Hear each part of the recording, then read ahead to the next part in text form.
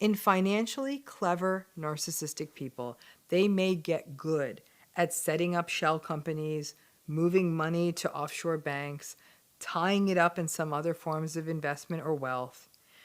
People may hide money. They may enable family members who enable them to help them shroud the money as well. When a man takes precautionary action to prevent his wife, or soon to be ex-wife, divorce raping him and taking all of his money, because she thinks she's entitled to his stuff, and entitlement is a characteristic of narcissism, that makes him a narcissist.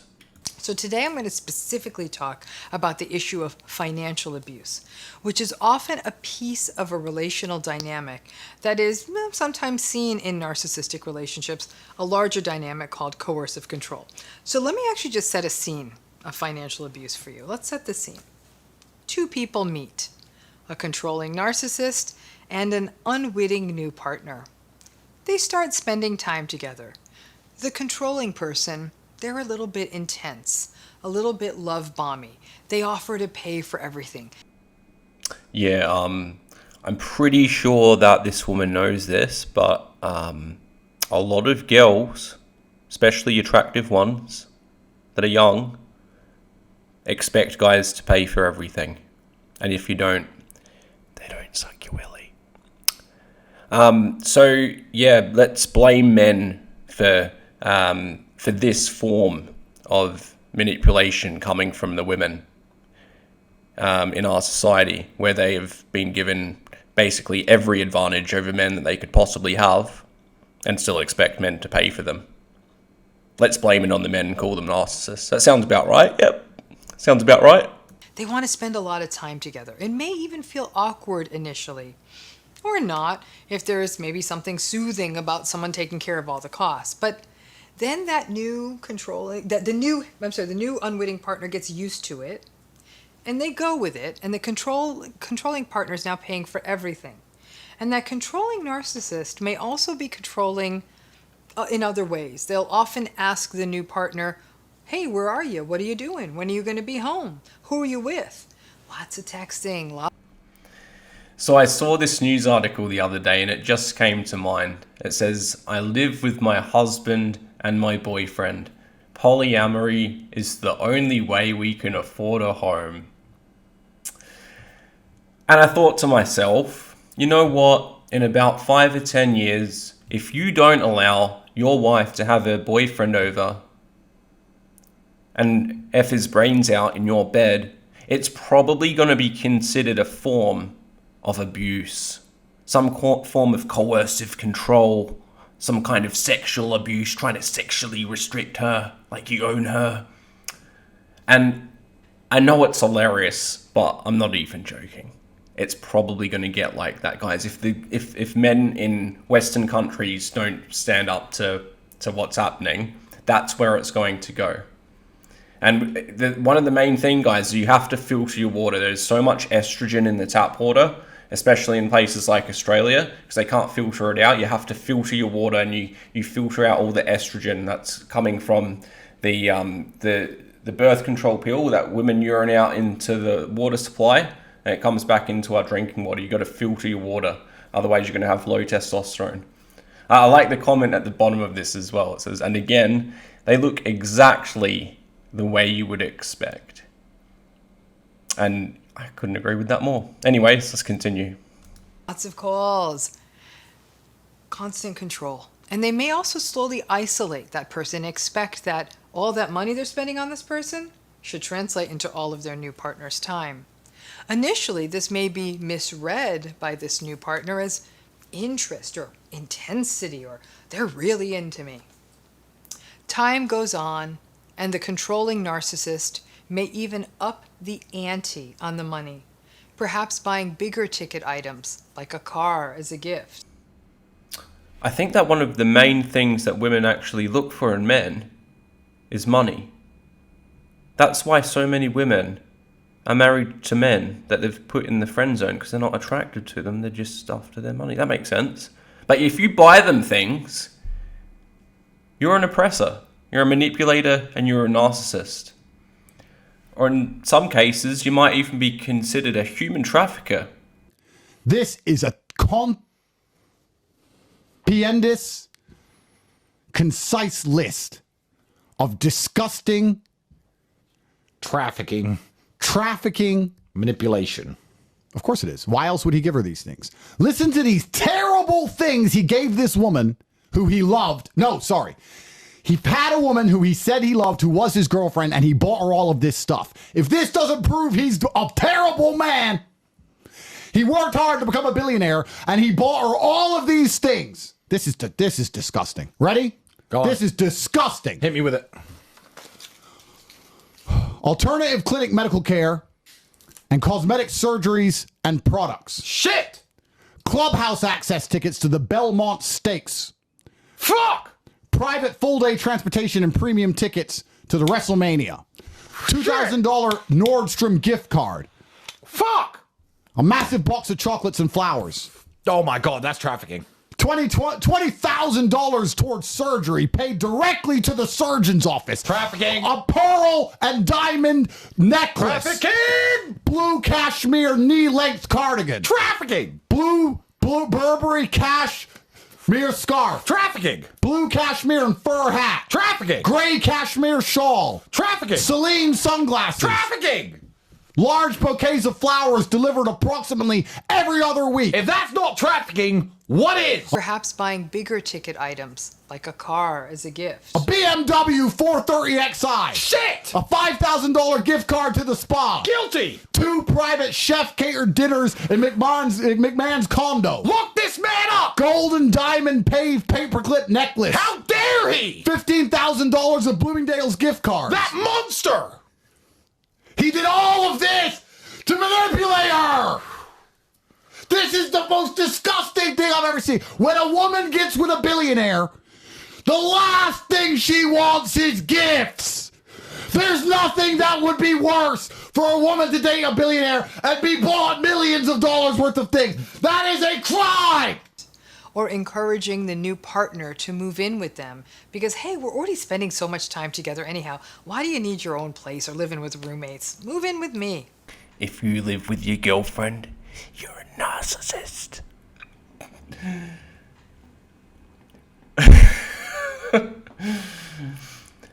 Imagine what would happen if guys just stopped living with their girlfriends, because they didn't want to be called a narcissist, or because they didn't want the woman to take all of their stuff because of de facto relationship laws.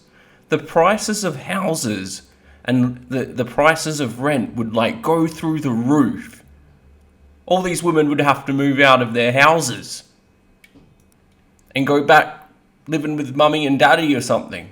To be really transparent, I live in Florida and I pay about $1,200 to $1,300 a month for my apartment, not including utilities, all that good stuff. I got my rent renewal offer last month. They raised the rent $900 for my apartment. It is not even 1,000 square feet. It is 800. And honestly, I'm fine. I'm moving back in with my parents. You're not fine, dear.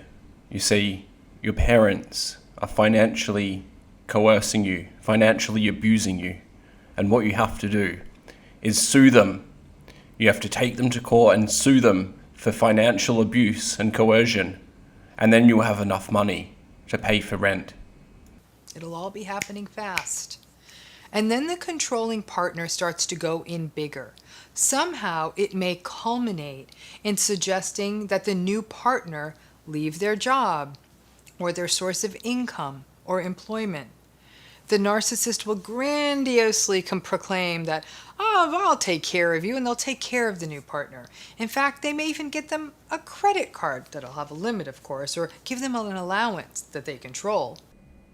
If you don't allow your wife to get your credit card and go out with Tyrone and Chad every night of the week, spending thousands of dollars, you are coercively controlling her. I mean, guys, have you ever been dating a girl and you're in a situation where you don't have a whole lot of money, things are going fine, but then they just leave? And it's almost like, did they leave me for a simp? Did they just go and find a guy that has a lot more money because they were going through financial hardship and were looking for a simp to pay for all of their things? We better warn them. We better text all of those girls that we've dated that have done that and warn them that they're being financially abused and coerced, and that they're not responsible for their actions. They're not responsible for selling the 90. And initially and over time, many people in these situations will say, gosh, I thought we were on the same page. After we got married, I thought I'd stay home and maintain the house and take care of the family, and my partner will make the money, and then I could ease my partner's stress, and we'd be working together as a team. And taking care of the house? Like doing dishes and cleaning? Dr. Ramani, that's patriarchal oppression. That's patriarchal oppression. That's no better than financial coercion. Oh, man. What are we going to do? What are we going to do? Everything's abuse. What are we going to do, guys? toward the same goal, or they'd say, because of this, I could go back to school because I really thought my partner believed in me. The narrative and the rationalization works for a while. And it plays into what can sometimes look, for example, like a classical family structure for so long, right? Until it goes wrong. And with a narcissist, it always goes wrong. And without money, people cannot escape these relationships. And in that way, the financial abuse observed in narcissistic relationships can set up an almost inescapable situation. An inescapable situation. Oh, yeah. Yeah, because going out and getting a job is just so difficult if you're a woman because of all of the oppression and, all of the male quotas that we have to make sure that it's more men getting into jobs, especially the ones that are easy. Oh my God, I feel so sorry for them. How have they done it? It must be so difficult to be that oppressed. The amount of strength and bravery and independence and strength and independence and bravery that you would need to overcome that is unfathomable. That guarantees that the fragile narcissist will not be abandoned, and then can result in tremendous psychological harm to that unwitting person who is now financially stuck. This sets the scene, and this plays out with people with both lots of money and with people who have very little money. The dollar amounts may vary, but the financial imprisonment is the same. Obviously, these scenarios are much more dangerous for those with less resources because they'll have less options, but imprisonment's imprisonment. I mean, not necessarily. I mean, I have heard of some guys that went to prison, even though they were millionaires, for human trafficking because they bought their girlfriends lots of things. So, Remember that relational control is a hallmark dynamic of narcissistic relationships. They don't like it when they're not in charge of the narrative, and so they control the story using money, coercion, manipulation. A narcissistic relationship isn't about balance or reciprocity or empathy. It's about power and control. Now, narcissistic people often financially abuse other people. They will make promises about money and then they will rescind those promises. For example, they'll say, "Oh yeah, I'll be happy to give you a loan for your business or tuition for school," and then just when the bill comes due, they no longer want to give it to you. would you consider a ritual where you say you'll stay together until death a promise? Like marriage? Because I know that a lot of marriages fail, even though they made that promise, and that 80% of the divorces are initiated by women, and about 50 or 60% of marriages end in divorce. I have a solution, guys. Because if a man and a woman are together, the woman is usually earning less than the guy, so therefore she's going to be the victim of financial coercive abuse. But if the woman earns more than the man, and she pays for all of his stuff, he's not going to be the victim of narcissistic coercive abuse because he'll be grateful for it. So what if the women, instead of only dating men that earn twice as much as their salary, what if the women started to marry men that earned less than themselves and give them money. And then they would free themselves from the coercive financial abuse. Maybe they just haven't thought of this yet, guys. Maybe we need to tell them. We just need to tell them. They will often make people financially dependent on them, basically turning their partners into indentured personal assistants, maids, butlers, dinner companions, and sex partners. And they will remind their partners that, hey, I pay for everything. And as part of the devaluation and invalidation we see in these relationships, will call their partner selfish or spoiled for wanting something simple around the house, or for groceries, or maybe even just to get a small holiday or birthday gift for somebody. Or their nails done, or multiple holidays a year, or their hair done every 2 weeks, or more makeup, or drinks with Tyrone and Chad, or a car. What if you get them the car though? If you get them the car and they want a car, is it a... Oh, fuck. This is a tough one. We're going to have to solve this problem, guys. So much financial abuse out there. What we need to do is bring the simp economy to an end. Just don't pay for anything. Because I know in my experience, if you actually buy something for a girl, they treat you like crap afterwards. It's insane. Like, the most abuse I've ever copped from women is straight after I've done something really nice for them. And they start to see you as like a low value beta.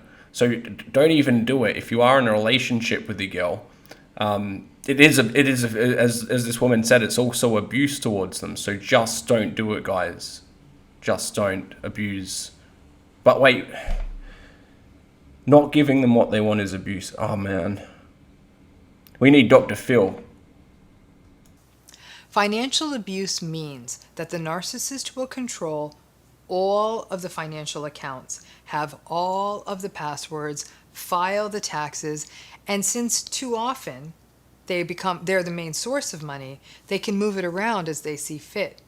They will often manipulate the amount of money their partners have access to, leaving their partner completely reliant on the narcissistic partner for money, shelter, food, everything. Guys, just a bit of a hot tip. If you are married to a woman and you're scared she's going to divorce you and you have lots of money, my advice would be to get that money and put it into privacy cryptocurrencies that can't be traced on the blockchain.